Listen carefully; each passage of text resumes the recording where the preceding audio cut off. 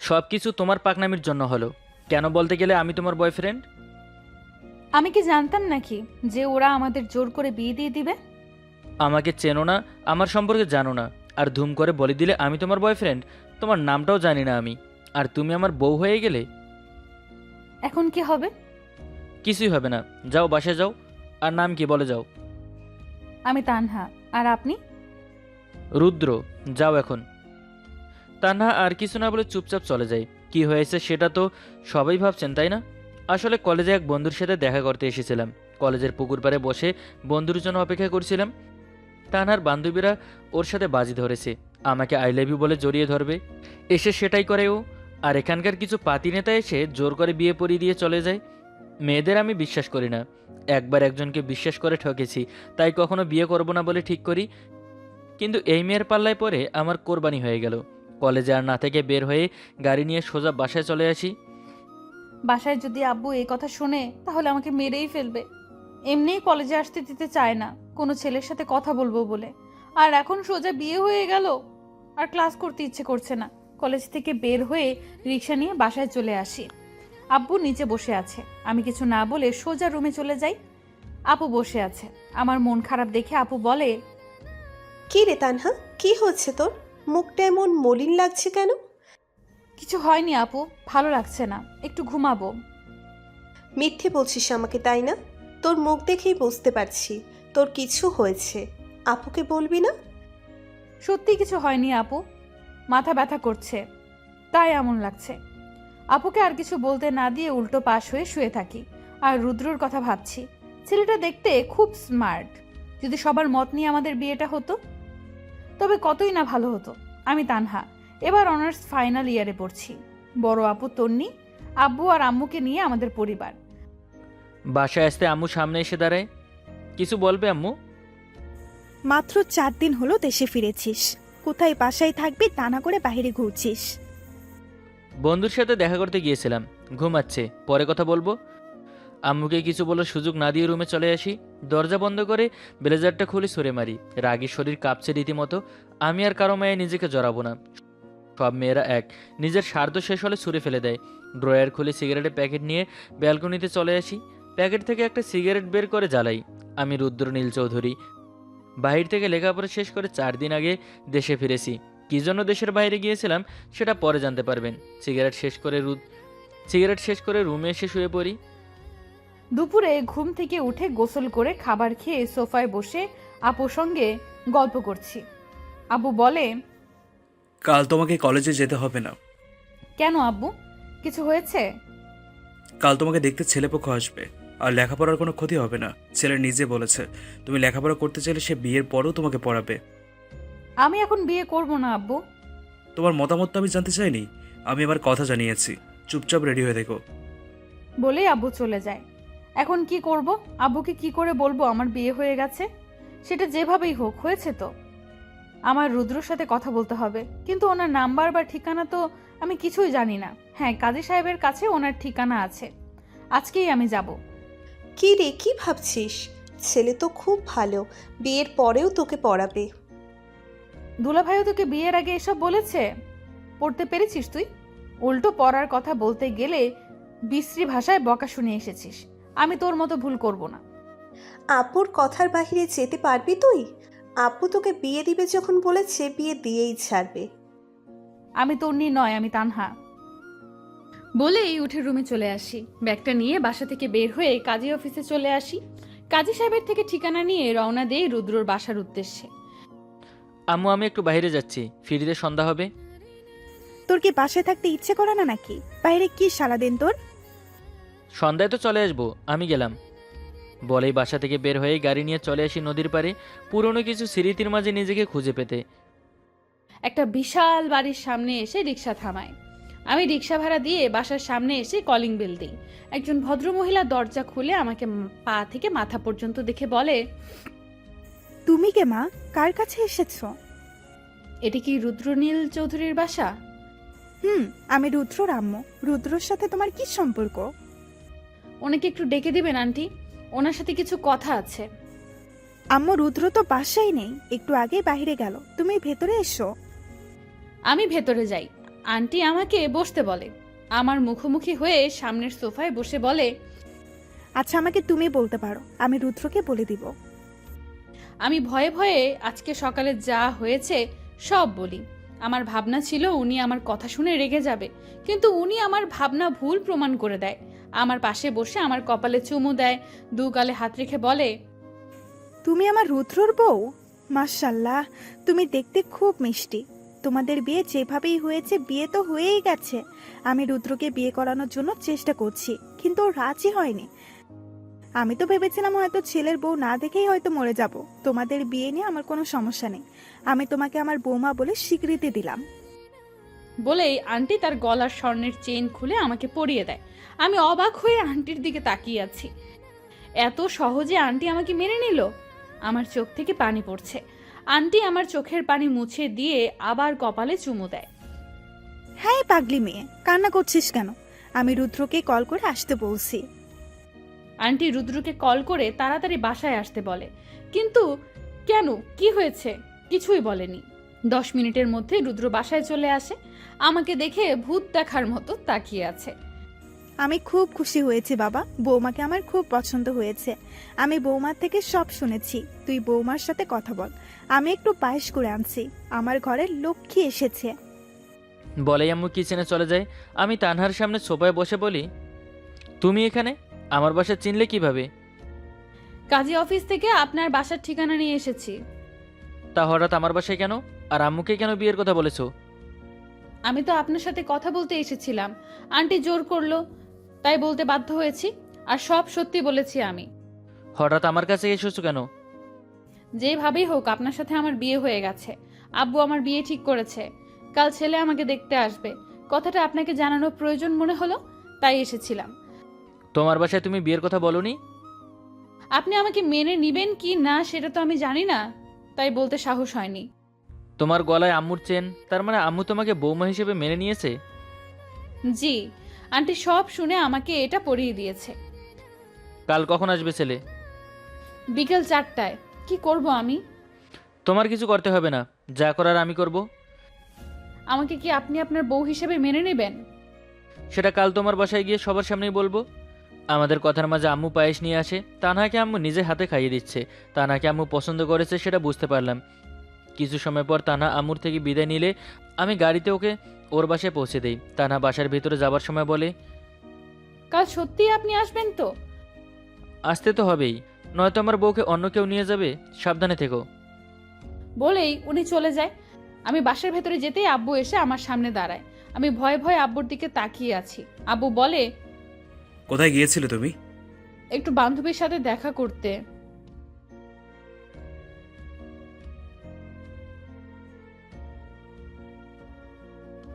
এখন থেকে বাসার বাইরে যাবে না, যাও রুমে যাও। আমি আর 1 সেকেন্ডও না দাঁড়িয়ে রুমে চলে আসি। আব্বু কেন আমার সাথে এমন করছে জানি না। রুদ্র, আপনি কখন আসবেন? আপু রুমে এসে আমার পাশে বসে কাঁধে হাত রাখে। বান্ধবীদের সঙ্গে দেখা করতে।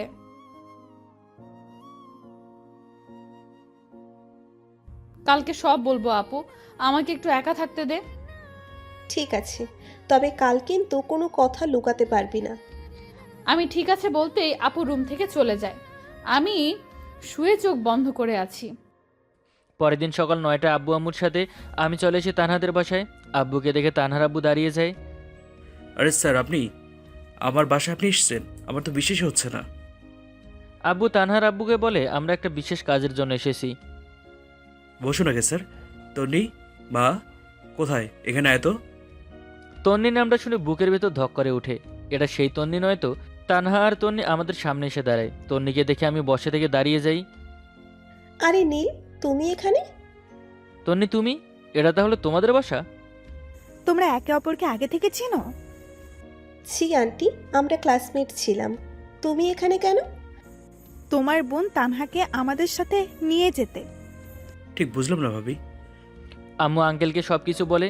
সব শুনে আঙ্কেল তানহার দিকে তাকিয়ে বলে, তা না, ওনারা যা বলছে তা সত্যি? আব্বু সব সত্যি। যা হবার হয়ে গেছে পিয়াই সাহেব, আমরা তানহা মামুনিকে আমাদের সাথে নিয়ে যেতে চাই। তা না, যেহেতু আপনাদের আমানত, আমার কিচ্ছু বলার নেই। তন্নি তানহাকে রেডি করে দে। আপু আমাকে নিয়ে রুমে চলে আসে, ওয়ার্ড্রপ খুলে একটা নীল শাড়ি বের করে বলে, তুই নীলকে বিয়ে করেছিস সেটা আমাকে বললি না? আপু আমি ভয় পেয়ে গিয়েছিলাম, আর যেভাবে বিয়ে হয়েছে আমিও জানতাম না উনি আমাকে মেনে নেবে কিনা। বুঝলাম। আপুর মুখে আমি রাগের ছাপ দেখছি। এটার কারণ আমি বলিনি তাই, নাকি অন্য কিছু? আপু আমাকে রেডি করে দিয়ে বাইরে নিয়ে আসে। আমি আঙ্কেল আন্টির পা ছুঁয়ে সালাম করি, এরপর আব্বুকে সালাম করে দাঁড়িয়ে আছি। বিআই সাহেব, কাল আমরা ওদের বিয়ে উপলক্ষে আমাদের বাসায় একটা অনুষ্ঠান করব। আপনারা সবাই চলে আসবেন। আমি তন্নির দিকে তাকিয়ে আছি, তন্নি আমার দিকে। তন্নির চোখের কোণে পানি টলমল করছে। সবার থেকে বিদায় নিয়ে তানহাকে নিয়ে চলে আসি বাসায়। আম্মু তানহাকে নিয়ে আমার রুমে চলে যায়। আমি ছাদে এসে একপাশে দাঁড়িয়ে আছি আর সিগারেট খাচ্ছি। তন্নির সাথে আবার কখনো দেখা হবে এটা আমি চাইনি, কিন্তু এখন তো তানহার জন্য তন্নির সামনে বারবার পড়তে হবে। আর গার্লফ্রেন্ডের ছোটো বোন আমার বউ, এই জন্যই তানহাকে অনেকটা তন্নির মতো লাগছিল আমার কাছে। কিন্তু আমার মাথায় একবারের জন্য এলো না এই কথা। একটা দীর্ঘশ্বাস ফেলে আকাশ পানে তাকিয়ে আছি। রুমে বসে চোখে পানি ফেলছে। আমার ভালোবাসার মানুষটা আমারই আপন ছোট বোনের পর আমার সাথে কেন এমন হলো? আপুর কথা রাখতে গিয়ে আমি নীলকে ঠকিয়েছি। নীলকে আজও আমি ভুলতে পারিনি। আমি নীলকে কি করে তানহার পাশে সহ্য করব? কেন আমাদের সাথে এমন হলো? বেডের মধ্যে বড় ঘোমটা টেনে বসে আছি। কি একটা শাড়ি পরিয়ে দিয়েছে, শরীর চুলকাচ্ছে। দরজা খোলার শব্দে বুঝতে পারলাম রুদ্র এসেছে। আমার সামনে বসে আমার ঘোমটা খুলতেই আমি বলি, আমার পুরো শরীর চুলকাচ্ছে, আমি চেঞ্জ করব। তাহলে এত সময় বসেছিলে কেন? যাও ওয়াশরুমে গিয়ে চেঞ্জ করে আসো। তানহা উঠে ব্যাগ থেকে একটা থ্রি পিস বের করে ওয়াশরুমে চলে যায়। আমি মনে মনে ঠিক করি অতীতের সব কিছু ভুলে তানহাকে নিয়ে নতুন করে জীবন সাজাবো। তানহা মেয়েটা খুব ভালো, ওকে আমি কষ্ট দিব না। শুয়ে শুয়ে চোখ বন্ধ করে আছি। উফ, এতক্ষণে মনে হচ্ছে শরীর থেকে একটা বোঝা কমলো। রুমে এসে দেখি রুদ্র শুয়ে চোখ বন্ধ করে আছে। আমি ওনার পাশে শুয়ে বুকে মাথা রাখতেই উনি চোখ খুলে আমার দিকে তাকিয়ে বলে, এখন কমফোর্ট ফিল করছো? আসলে আমার শাড়ি পরার অভ্যেস নেই, আর তার উপর নতুন শাড়ি। বুঝতে পেরেছি। তানহা, তোমাকে কিছু বলার আছে আমার। বলুন, কি বলবেন? আমি একটা মেয়েকে জীবনের চেয়েও বেশি ভালোবাসতাম, কিন্তু মেয়েটা আমাকে ঠকিয়ে চলে গেছে। তারপর ঠিক করেছিলাম কখনো কোনো মেয়েকে বিশ্বাস করব না, জীবনে কখনো বিয়ে করব না। কিন্তু তোমাকে দেখার পর কেন জানি আমার সব কিছু উল্টে পাল্টে গেছে। আর তাই বন্ধুদের দিয়ে তোমাকে আমায় বিয়ে করতে বাধ্য করেছি। মানে সেদিন যে ছেলেগুলো আমাদের জোর করে বিয়ে দিয়েছে তারা আপনার বন্ধু? ওরা আমার বন্ধু। আচ্ছা, মেয়েটাকে আর আপনাকে কেন ঠকালো? কেন ঠকিয়েছে জানি না, আর জানতেও চাইনি এখনো। মেয়েটা অন্য কেউ নয়, তোমার আপু তন্নি। আমার কথা শুনে তানহার চোখ অশ্রু সজল হয়ে যায়। দেখেই বোঝা যাচ্ছে খুব কষ্ট করে চোখের পানি আটকে রাখার চেষ্টা করছে। তার মানে আপনি আপুর থেকে প্রতিশোধ নেবার জন্য আমাকে বিয়ে করেছেন? আমি তো জানতামই না তুমি তন্নির বোন। আজকে তোমাকে আনতে গিয়ে জানতে পারলাম আমি তোমাকে ভালোবেসে ফেলেছি প্রথম দেখায়, আর তাই বিয়ে করেছি। বিশ্বাস হচ্ছে না? ওয়েট, দেখাচ্ছি। বলে উনি ওনার মোবাইলটা আমার হাতে দেয়। আমাকে পাসওয়ার্ড বলতে আমি লক খুলে দেখি ওয়ালপেপারে আমার একটা ছবি। দেখেই বোঝা যাচ্ছে ছবিটা লুকিয়ে তোলা হয়েছে, আর আমাদের যেদিন বিয়ে হয় তার আগের দিনের ছবি। আমি অবাক হয়ে রুদ্রর দিকে তাকিয়ে আছি। রুদ্র আমার দুহাত ধরে ওর বুকের কাছে টেনে নিয়ে গিয়ে বলে, আমি আবার নতুন করে জীবনটা সাজাতে চাই, আর তার জন্য আমার পাশে তোমাকে চাই। আমি কোনো প্রতিশোধ নেবার জন্য তোমাকে বিয়ে করিনি, তোমাকে ভালোবাসি তাই বিয়ে করেছি। পারবে না আমার অতীতকে ভুলে গিয়ে আপন করে নিতে? ভালোবাসি বলেই তো আব্বু বিয়ের কথা বলেছে বলে আপনার কাছে ছুটে এসেছি। আপনার মনে কোনো খারাপ কিছু নেই, তাই তো নিজের অতীতের সব কথা না জানতে না চাইতেও নিজে থেকে বলে দিলেন। সকালে ঘুম থেকে উঠে দেখি বউ আমার গোসল করে মাত্র বের হয়েছে। আমি ওটা ওয়াশরুমে গিয়ে তানহাকে তোয়ালে দিতে বলি। আমি তোয়ালে দিতে গেলে রুদ্র আমার হাত টেনে টান দিয়ে ওয়াশরুমে নিয়ে জড়িয়ে ধরে। কি করছেন? আমি তো মাত্রই গোসল করেছি। তাতে কি হয়েছে? বলে আমি ঝর্ণা ছেড়ে দেই। রুদ্র আমার দিকে তাকিয়ে আছে। হঠাৎ করে ঠোঁটের ওপর আঙুল দিয়ে স্লাইড করতে থাকে। আমার শরীর কেঁপে ওঠে। আমি শক্ত করে ওর হাত চেপে ধরি। ধীরে ধীরে আমার দিকে ঝুঁকে আমার ঠোঁট নিজের দখলে নিয়ে নেয়। গোসল শেষ করে দুজনে নিচে এসে আম্মুর সাথে নাস্তা করে। তানহা, মা এটাকে নিজের বাসা মনে করবে। এই বাড়িতে তোমার রুদ্রর মতো সমান অধিকার সব কিছুতে, এমনকি আমি আর তোমার আব্বুরও। তানহা হ্যাঁ সূচক মাথা নাড়ে। আমার হঠাৎ সিগারেট খেতে ইচ্ছে করছে। উঠে রুমে এসে ড্রয়ার খুলে দেখি সিগারেটের প্যাকেট নেই। এখানেই তো ছিল, গেল কোথায়? এটা খুঁজছেন আপনি? হ্যাঁ, কিন্তু এটা তোমার কাছে গেল কি করে? যেভাবেই হোক এসেছে। আজকে থেকে এসব খাওয়া বন্ধ। একটা খাবো শুধু। তানহা আমার কাছে এসে আমাকে নিয়ে ব্যালকনিতে চলে আসে। একটা সিগারেট হাতে দিয়ে একটা প্যাকেটটা ছুঁড়ে ফেলে দেয়। এটাই শেষ, আজকের পর নো স্মোকিং। ঠিক আছে ম্যাডাম, তুমি যেভাবে বলবে সেভাবেই হবে। তানহা আমার বুকে মাথা রেখে গলা জড়িয়ে ধরে থাকে। আমি হাতে থাকা সিগারেটটা ভেঙে ফেলে দেই। আমি আমার শ্বশুর বাড়ি এসেছি আজ 3 দিন। আব্বু রুদ্রকে কল করে আমাদের যেতে বলেছে। রেডি হয়ে আম্মুর থেকে বিদায় নিয়ে গাড়িতে উঠে বসেছি। রুদ্র গাড়ি স্টার্ট দিয়ে ড্রাইভ করছে। এমন চুপচাপ কেন? ও বাসায় গিয়ে ভুল করেও আপুর সাথে কথা বলবেন না। শুধু কেমন আছো, ভালো আছি, এর বেশি কোনো কথা বলবেন না। এটা কি আমার বউয়ের আদেশ নাকি হুমকি ছিল? সেটা আপনি যা ইচ্ছে মনে করতে পারেন। আমি যা বলেছি তাই যেন হয়। আমি মুচকি এসে সামনে তাকিয়ে ড্রাইভ করছি। তানহা আমার দিকে এসে কাঁধে মাথা রেখে হাত জড়িয়ে ধরে রাখে। আমি তোমাকে ছাড়া আর কাউকে নিয়ে ভাবতে চাই না। তোমার আপু আমার অতীত ছিল, আর তুমি আমার বর্তমান আর ভবিষ্যৎ। আমি রুদ্রর হাত আরো শক্ত করে জড়িয়ে ধরি। কিছু সময়ের মধ্যে আমাদের বাসায় চলে আসি। বাসার সামনে এসে কলিং বেল দিই। আপু এসে দরজা খুলে দেয়। কি রে, কেমন আছিস? নীল, তুমি কেমন আছো? সবাই ভালো আছে। আপনার শরীর কেমন আছে? আপুকেই দরজা খুলতে হলো। রুদ্রর মুখে আপু ডাক শোনার পর আপুর মুখটা দেখার মতো ছিল। ভালো আছি বলেই আপু চলে যায়। রুদ্র আমাকে নিয়ে বাসার ভেতরে যায়। আব্বু সোফায় বসেছিল। আমাদের দেখে আমাদের কাছে আসে। দুজনে আব্বুর পা ছুঁয়ে সালাম করি। বেঁচে থেকো তোমরা। কেমন আছো? বাসায় আব্বু আম্মু কেমন আছে? আমিও ভালো আছি। তা না, জামাইকে নিয়ে তোমার রুমে যাও। রুদ্রকে নিয়ে আমার রুমে চলে আসি। রুদ্র ফ্রেশ না হয়েই শুয়ে পড়ে। কি হলো, শুয়ে পড়লে যে? ক্লান্ত লাগছে, একটু রেস্ট করে নেই, তারপর ফ্রেশ হব। তানহা ঠিক আছে বলে আমার বুকে শুয়ে পড়ে। রাতে 11টা।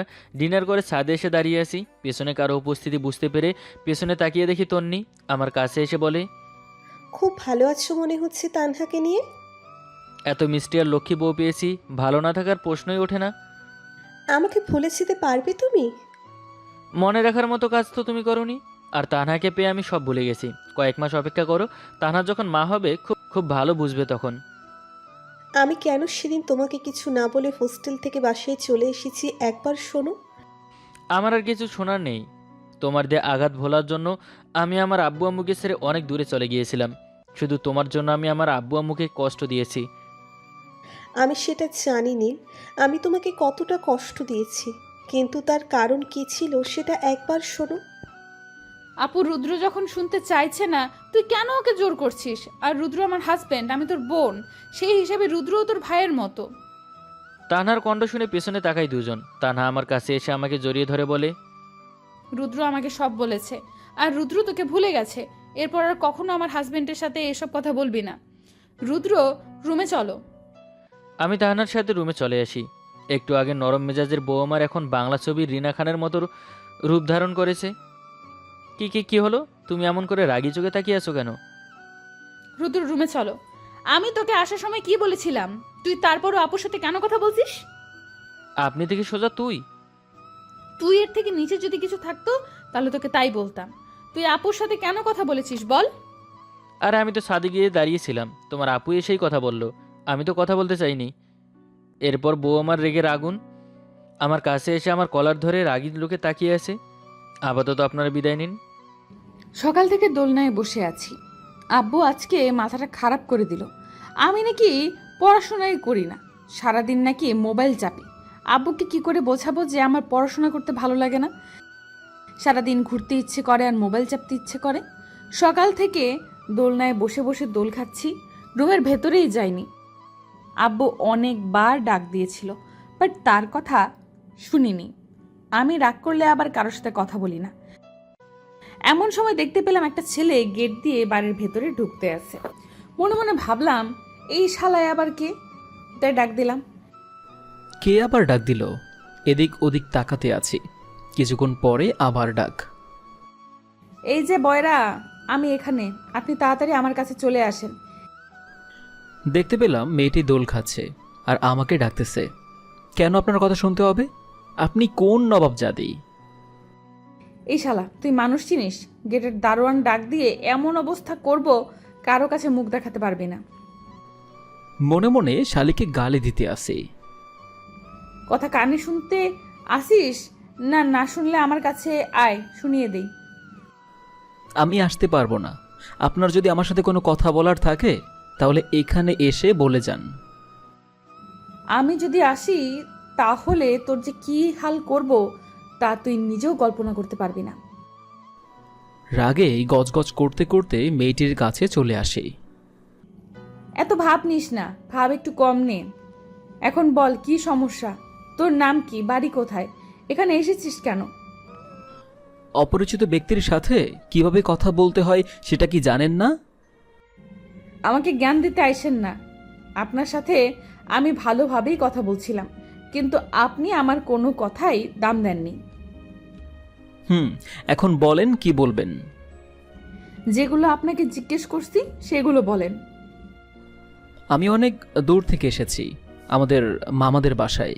এখানে তারা ভাড়া এসেছে। আপনাকে দেখে তো মনে হয় না বেড়াতে এসেছেন। আপনার চুলগুলো দেখেছেন? পুরো জঙ্গলিদের মতো। আগে নিজের চেহারাটা আয়নায় দেখেন, আপনাকে কেমন দেখাইতে আছে। এই বান্দর পোলা, তুই জানিস আমার জন্য কত ছেলে হাত কেটেছে এবং তারা আমাকে কতটা পছন্দ করে? কথায় আছে না, বাসি খাবারে মাছি একটু বেশি ভনভন করে। কথাটা শুনে অনেক রাগ উঠে গেল, তাই আমি উঠে শালার লম্বা চুল টেনে ধরলাম। আউ, আমি কিন্তু মামিকে ডাক দিব, ছাড়েন বলছি। আমি পচা খাবার এখনই দারোয়ানকে বলে তোর চামড়া তুলে নিব। আপনি কে বলেন তো? আমি বাড়িওয়ালার মেয়ে, আর এখানে আমি যেটা বলবো সবাই সেটাই করবে। আব্বু আম্মুর একমাত্র মেয়ে, দেখতে হবে না? মনে মনে বলতে লাগলাম, আমাদের ওখানে তোর বাড়ি থাকলে এমন হাল করতাম জীবনে ভাবতেও পারতি না। আমি বললাম কিন্তু মনে মনে, আমাকে গালি দিস না, তাহলে থাবড়া তোর সামনের দাঁতগুলো ফেলে দিব। আল্লাহ, এইবারের মতো এই মেয়ের হাত থেকে রক্ষা করো।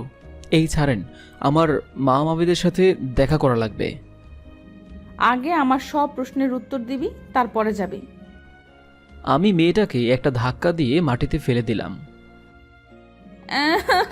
তুই আমাকে ফেলে দিলি? আজকে তোর নামে থানায় গিয়ে ডায়েরি করব। যা পাগল, যা পারিস করিস। আজকে আর কিছু বললাম না, নতুন বাড়িতে এসেছি তো তাই। সেই সুযোগ হয়তো তুই কোনো দিনও পাবি না। আমি ওখানে আর দাঁড়ালাম না, মাথাটা খারাপ করে দিল এই শালি। এমন মেয়ে আমার হাতে কোনো দিনও পড়েনি। আমাদের এলাকা হলে কানের গোড়ায় চড় দিতাম। কিছু দূরে এসে ওর দিকে তাকালাম, দেখতে পেলাম ও ওখানে বসে এখনও কান্না করতেছে। আমি মামাদের ফ্ল্যাটে এসে কলিং বেল দিলাম। কিছুক্ষণ পরে মামি আসলো। তুই সেই সময় বললি যে আমাদের বাড়ির একেবারে কাছে এসে পড়েছিস, তা এত লেট হলো কিভাবে? আর বইল না, ওটা কি বাড়িওয়ালার মেয়ে নাকি অন্য কিছু? আমাকে ধরে এতক্ষণ কি যে করেছে। তুই কি কিছু বলেছিস নাকি? শুধু বলিনি, ধাক্কা দিয়ে মাটিতেও ফেলে দিয়েছি। এটা তুই কি করেছিস? ওই মেয়ে যে রাগী, ভয় কেউ কথা বলে না। তোমরাই ভয় পেতে পারো, আমি ভয় পাই না। আচ্ছা, তুই গিয়ে খাটে বসে পড়, আমি একটু বাইরে থেকে আসছি। তুমি আবার যাও কোথায়? যে কাজ করে দিয়ে এসেছিস, না জানি কি করে এই মেয়ে। আমি রুমে চলে আসি, তারপরে ফ্যান ছেড়ে দিলাম। শালা, তোর কলেজাটা আমি চিবিয়ে চিবিয়ে খাবো। আমাকে ধাক্কা মারছিস? কোনো দিন কেউ আমাকে টাচ করারও সাহস পায়নি। কি হয়েছে আম্মু? উঠে পড়ো। জানো আন্টি, একটু আগে একটা ছেলে এসেছে আমাদের বাড়িতে, আর এসেই আমাকে ধাক্কা মেরেছে। ওটা আমার ছেলেই, যা হয়েছে ভুলে যাও। তোমার ছেলে তাই কিছু বললাম না, অন্য কেউ হলে খবর করে ছাড়তাম। আচ্ছা, এখন ওঠো, তারপর বাড়ি চলে যাও। না, আসলে বাড়িতে যাব না, আব্বুর সাথে অনেক রাগ করেছি তাই। আচ্ছা, আমি তাহলে আসি। যেই গরম পড়েছে, ফ্যান মনে হয় আরও 3টা ছাড়া লাগবে। ওর জন্যই আমার আজ এই অবস্থাটা হয়েছে। কতক্ষণ বাইরে দাঁড় করিয়ে রেখেছে। ওফো, পরিচয়টাই তো দিতে ভুলে গিয়েছিলাম। আমি আবির, এইবার ইন্টার সেকেন্ড ইয়ারে উঠেছি। বাবা মায়ের একমাত্র কলিজার ছেলে। এটা বলার কারণ হলো তারা আমাকে অনেক ভালোবাসে, তাদের একমাত্র ছেলে তো তাই। আর এখন যেখানে এসেছি সেটা হলো আমাদের মামাদের বাসা। তারা কিছুদিন আগেই এই বাসাটা ভাড়া নিয়েছে। এখন অনেকদিন ধরে বলতেছিল যে তাদের বাসা থেকে ঘুরে যেতে, আর তাই আর দেরি করলাম না, সোজা বাসে উঠে এই বাড়িতে চলে আসি। আর এসেই যে এমন একটা বিপদে পড়তে হবে তা কোনোদিনও আশা করিনি। মেয়েটি দেখতে খারাপ না, অনেক সুন্দর, তাতে আমার কোনো কাজ আছে? এদিকে রাত্রেবেলা ছাদে চলে আসি। এসে বাসর রাতের একটা গান ধরলাম। যেই গানই হোক না কেন তা আপনাদের বলা যাবে না। এখনই বাসর করার এত শখ আপনার? আব্বু আম্মুকে বললেন না কেন বিয়ে করিয়ে দিতে? ওকে দেখে আমি নিচে নামতে যাব, এমন সময় পারলে যান, সোজা আব্বুর কাছে বিচার দিব যে আপনি আমাকে ছাদ থেকে ধাক্কা মারতে চেয়েছিলেন। আর আমার কথা না আব্বু ফেলবে না, বিশ্বাস করেই নিবে। রাগীভাবে আমি মেয়েটির কাছে চলে আসি। বলেন, কি বলবেন? একটু ভালোভাবে কথা বলেন। কিছু কি বলবেন? বলার জন্যই তো ডেকেছি। তাহলে বলতে থাকুন, আর আমি কান দিয়ে শুনতে থাকি। যদি ভালো লাগে তাহলে আপনার কথার অ্যান্সার দিব। আপনার নাম কি আর কিসে পড়েন? আমার নাম আবির, আর আমি ইন্টার সেকেন্ড ইয়ারে পড়ি। আপনার পরিচয় কি? আমি নামিরা, এবার এসএসসি পরীক্ষা দিব। আর কিছু কি বলবেন? যে না, আপনাকে আর কি বলবো? আপনাকে কি আমি ডেকেছি? তাড়াতাড়ি আমাদের ছাদ থেকে নেমে পড়ুন। এটা বলা মাত্রই আবির চোখ গরম করতে করতে ছাদ থেকে নেমে পড়ল। তা দেখে আমি একাই হাসি দিলাম। ছেলেটিকে আমার একটু একটু ভালো লেগে গেছে। আমি ছাদ থেকে আমার রুমে চলে আসি। রাতে বালিশে শুয়ে শুয়ে তার কথা ভাবতেছি। আমার আবার কি হলো? মনে হয় ভালো কিছু হবে। এইভাবে কিছুদিন কেটে যায়। আবিরের সাথে আমার ভালোই বন্ধুত্ব হয়। এখন আমরা একদম ফ্রি। প্রথম দিন কি ঝগড়া, তারপরে এসব হবে তা আমি জীবনেও ভাবতে পারিনি। একদিন রাতের বেলা আবিরের কাছে চলে আসি। কি হলো? সোজা আমার বেডরুমে এসে পড়লা যে? আবির, আমার না অনেক চিন্তা হয়। কেন, কিসের চিন্তা? সামনে আমার মডেল টেস্ট পরীক্ষা, তাই নিয়ে এত চিন্তা। এত চিন্তা না করে মন দিয়ে পড়াশোনা করো। কি যে পড়ালেখা করব, আমার তো একজনের কথা বারবার মনে পড়ে যায়। পড়াশোনা শুধু করলেই সে সামনে চলে আসে। কে আবার তোমার সামনে চলে আসে? পিছন থেকেও তো আসতে পারে, তাই না? তা তোমাকে বলবো কেন? নামিরা, প্রতিদিন তুমি আমার কাছে পড়তে আইসো, তাহলে আশা করি ভালো রেজাল্ট হবে। তুমি পারবে তাহলে? আমার তো আসতেই হবে। কালকে থেকেই তাহলে তোমার কাছে পড়তে আসবো। ঠিক আছে, আইসো। পরের দিন আমি আবিরের কাছে পড়তে আসি। আর আমি যেটা না বুঝি সেটা ও ভালোভাবে বুঝিয়ে দেয়। আবির পড়ালেখাতেও অনেক ভালো। এইভাবে আরও কিছুদিন কেটে গেল। আমার মডেল টেস্ট পরীক্ষাও এসে গেল। অবশেষে পরীক্ষাও এসে গেল। আমি প্রতিদিন পরীক্ষা দিতে আসলাম আর আবিরকে আমার সাথে নিয়ে আসতাম। কিছুদিন পরে সব পরীক্ষা দেওয়া হলো। এরকম ভালো পরীক্ষা আমি কোনো দিনও দিইনি। অবশেষে পরীক্ষাটা শেষ হলো, আজ রেজাল্ট দিবে। কিছুক্ষণ পর রেজাল্ট দিল। সেখানে আমি এবার সবার থেকে বেশি নাম্বার পেয়েছি। মনে মনে ভাবলাম আজকে আবিরকে প্রপোজ করব। তাই রেজাল্ট পেয়ে বাড়িতে চলে আসি। তারপরে আবিরের মামিদের বাসায় ভেতরে ঢুকে পড়লাম, কিন্তু আবিরকে কোথাও দেখতে পারছি না। তাই আমি ওর মামির কাছে চলে আসি। আন্টি, আবির কোথায়? ওকে তো দেখতে পাচ্ছি না। ও তো একটু আগেই বাড়িতে চলে গেছে। ওর কিছু বন্ধুরা কল দিয়েছিল, তাই চলে গেছে। কথাটা শুনে চোখের পাশে পানি চলে আসলো। আন্টি, আবিরের বাড়ির ঠিকানা দাও তো। কেন, কি করবা? লাগবে, প্লিজ দাও না। কিছুক্ষণ পরে ঠিকানা নিয়ে বাসে উঠে পড়ি। বাসে উঠে ভাবতেছি ও তাহলে আমাকে একটুও ভালোবাসে না। যদি ভালোবাসতো তাহলে আমাকে এইভাবে রেখে কোনো দিনও চলে যেত না। আমি আবিরের নাম্বারে কল দিতে লাগলাম, কিন্তু ফোনটা রিসিভ করছে না। তা দেখে রাগ তো বেড়েই যাচ্ছে, সাথে কান্নাও চলে আসতেছে। অনেকক্ষণ পরে আবিরের এলাকায় চলে আসি। এসে দেখি আবির মাঠের সামনে বসে ওর বন্ধুদের নিয়ে বসে আছে। আমি গিয়েই ওকে শক্ত করে জড়িয়ে ধরলাম। আমি ওর দিকে তাকিয়ে দেখি নামিরা। এই কি করছো, ছাড়ো। ছাড়বো না। তুমি আমাকে না বলে কেন চলে আসলা? তুমি জানো না তোমাকে ছাড়া আমার এক বিন্দুও ভালো লাগে না। এই হারামিদের জন্য আশা লাগলো, ওরা আমাকে মিথ্যা কথা বলে এখানে এনেছে। আবির একটু সামনে আসো, তোমার সাথে কিছু কথা আছে। নামিরা আমার হাত ধরে সামনের একটা জায়গায় নিয়ে আসলো। তুমি কি আমাকে ছাড়া থাকতে পারতে? তোমার একটুও কষ্ট হতো না? আসার সময় তো মন খারাপ হয়েছিল তার, তবু হারামি বন্ধুগুলোর জন্য আসতে হয়েছে। তুমি আমাদের এখানে চিনলে কিভাবে?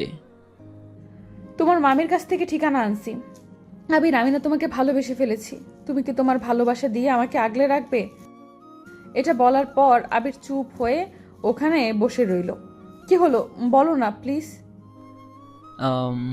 আমি তোমাকে ভালোবেসে ফেলেছি, বাট বলা হয়নি। আমি চাইছিলাম তুমিই বলবা, তাই আমি বলিনি। শয়তান, সেই তো আমার মুখ থেকেই শুনেছো। আবির শোনো, আমি এবার পরীক্ষায় সবার চেয়ে নম্বর বেশি পেয়েছি। তো মিষ্টি, আমার মিষ্টি কই? তোমাকে অনেক ভালো মিষ্টি খাওয়াবো। সেই মিষ্টি অন্য কেউ পাবে না। সেটা আবার কি মিষ্টি গো? আমাদের বাড়িতে আগে চলো, তারপরে তোমাকে সেই মিষ্টি দিব। আমি তোর আর যাব না। চলো না প্লিজ, কিছুদিন পরে না হয় আবার আসবা। যদি মিষ্টি দাও তাহলে যেতে পারি। আগে বাসায় চলো, তারপরে দেখব তুমি কতটা খেলতে পারো। এই বলে হাত ধরে দুজনে রওনা দিলাম আবারও মামিদের বাসার দিকে। সত্যিই মেয়েটা আমাকে অনেক ভালোবেসে ফেলেছে, তা আমি আগেই বুঝতে পেরেছিলাম, বাট বলিনি। আমি জানতাম ও যদি আমাকে সত্যিই ভালোবাসে তাহলে আমাকে বলবেই ভালোবাসার কথা। ও যদি না বলতো তাহলে আমি বলে দিতাম, ওর মুখ থেকে শুনবো, তাই এই নাটকটা করেছিলাম।